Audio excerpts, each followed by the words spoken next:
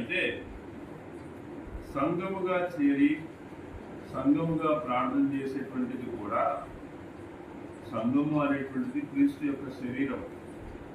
అంటే సంఘమంతా కలిసి ప్రార్థన చేయటం అంటే మనందరం ఏక శరీరమై ఉన్నటువంటి విషయంలోనికి తీసుకుని వస్తాం. చూచు నీ తండ్రికి నీ తండ్రి నీకు ప్రతిఫలం ఇచ్చును.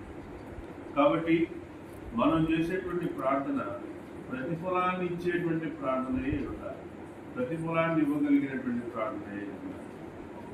మరొక వచనాన్ని మనం చూడండి. మీ సహనమును సకల ప్రజలకు తెలియబడని, మీ సహనమును సకల ప్రజలకు తెలియబడని. ప్రభువు సమీపముగా ఉన్నాడు, దేన్ని గురించి చింతపడకూడదు.